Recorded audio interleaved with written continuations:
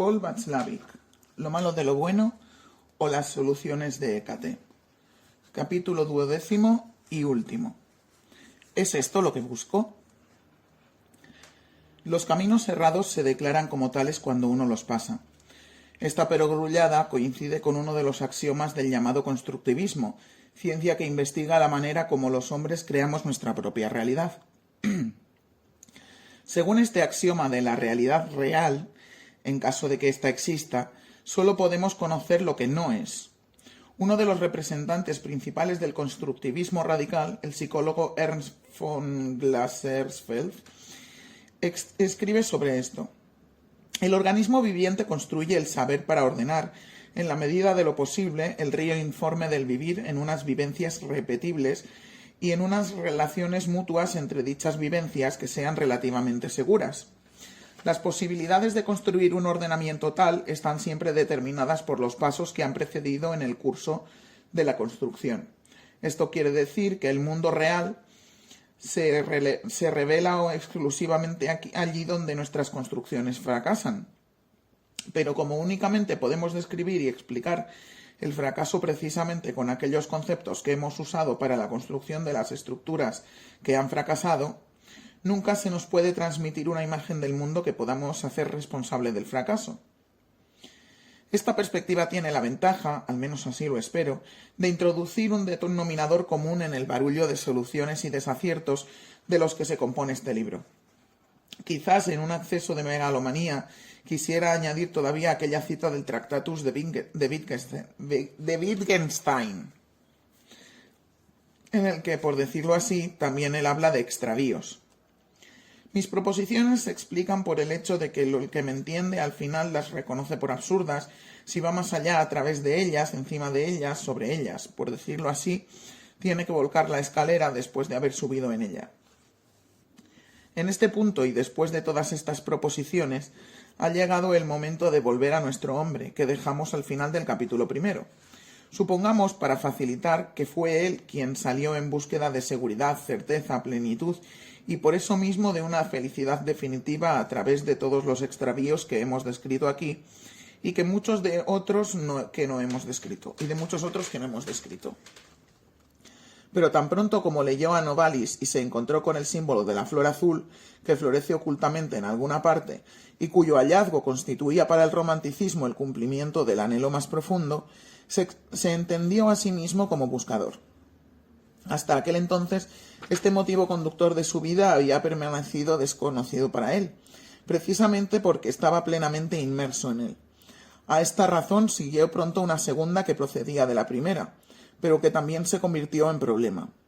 Los románticos parecían saber lo que buscaban, nuestro hombre buscaba sin saber qué. No solo no sabía dónde encontrar lo que buscaba, sino que tampoco sabía qué buscaba. Y sin embargo entendía ahora que en todo momento de su vida, mediante cada una de sus acciones, aun las más insignificantes, preguntaba al mundo, ¿es esto lo que busco? ¿Cómo si no podría uno buscar aquello de lo que está sediento como el ciervo por el agua? Y de lo que ni siquiera conoce el nombre. Por desgracia no había leído el Tao Te Ching, pues allí habría encontrado la respuesta. El sentido que se puede pensar no es el sentido eterno. El nombre que se puede nombrar no es el nombre eterno. Para nuestro hombre la búsqueda de sentido y nombre tuvo un efecto parecido al que experimentó Fausto. Recorrió el mundo entero, cogió por los pelos todo asomo de felicidad, prestó atención y preguntó insistentemente, ¿es esto lo que busco? Y siempre tuvo que responder la pregunta con no lo es. En otras palabras, tuvo que experimentar en carne propia lo que Omar Khayyam ya expresa en su Rubaiyat. Recorres el universo, vuelves al rincón de la celda, y todo es nada, nada, nada. Siempre se quedaba con las manos vacías, pero siempre deducía de ello que la única conclusión posible era que cada vez esto que hallaba no era lo que buscaba, que todavía no había dado con el nombre correcto de esto y que no lo había buscado en el lugar correcto. A veces le daba a la promesa el nombre de objetivos determinados que con frecuencia le exigían un esfuerzo de años, que le capacitaron para llevar a cabo tareas desacostumbradas, que le ocasionaron la admiración de los que le rodeaban, pero que luego, al momento de llegar, no cumplían lo que habían prometido. Un desengaño tratado por Shakespeare en uno de sus sonetos, dicha en el intento, y una vez intentado no hay más que tortura, esperando con alegría sombras después. Y en casos como este, pasa como con un espejismo engañoso que desaparece cuando uno se le acerca y se convierte otra vez en apetecible tan pronto como uno se aleja de él o lo pierde. Así pues, nuestro hombre anhelaba con frecuencia ciudades y paisajes lejanos y suponía firmemente, él mismo no sabía explicarse, cómo llegaba a estas suposiciones, que su consecución le depararía un sentido plenamente nuevo de su propio yo, pero retenían este cumplimiento tan pronto como llegaba. Los recorría desengañado, él mismo, el de siempre, no más rico, en nada distinto. Y luego, poco tiempo después de su partida desalentada, aparecía de nuevo el anhelo por aquel lugar luminoso y prometedor, como si precisamente no acabase de experimentar que dicho lugar no era esto que buscaba. Y seguía adelante con esta desilusión. Muchas veces se trataba de mujeres que antes de entregársele se convertían en encarnación de todo su anhelo, y después no eran más que un cuerpo distinto del suyo. Luego venía la separación amarga, y con ella la vuelta de la ilusión, pero ahora hecha más luminosa por el sentimiento del paraíso perdido. Y le seguía de nuevo el vacío. Nuestro hombre se sentía traicionado, engañado, marginado. Si hubiese creído en Dios, le hubiese acusado de no dejarlo volver a su regazo. Pero como era ateo, jugaba ocasionalmente con el pensamiento de la solución clarifinante del suicidio, pues su desesperación crecía desmesuradamente hasta el punto de parecer que lo iba a sofocar todo. ¿Para qué seguir viviendo? Visto desde fuera, su problema era bien trivial. Cada vez ponía en duda solo el objetivo buscado, pero no, en cambio, la búsqueda misma.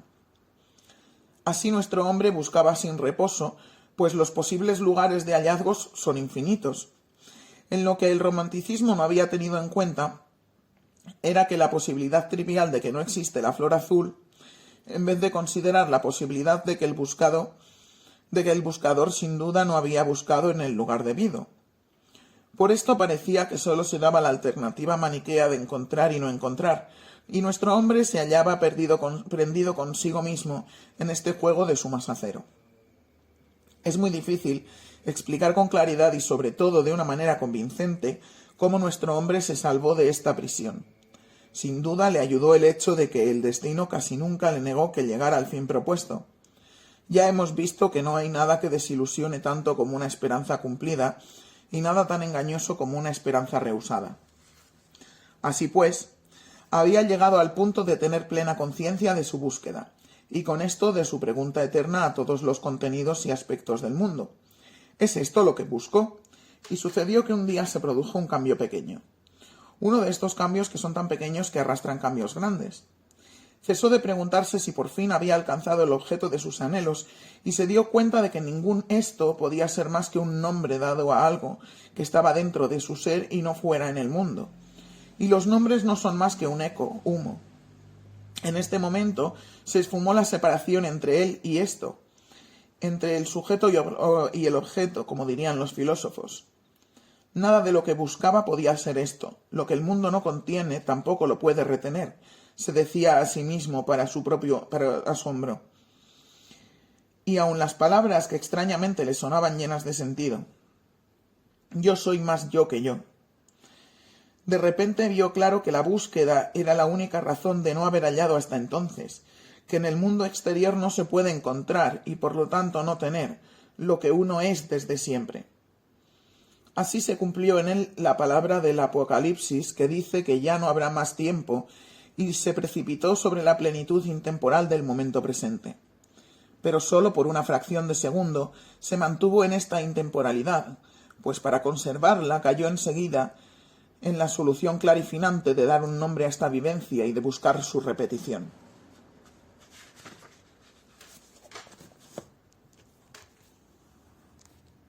Fin.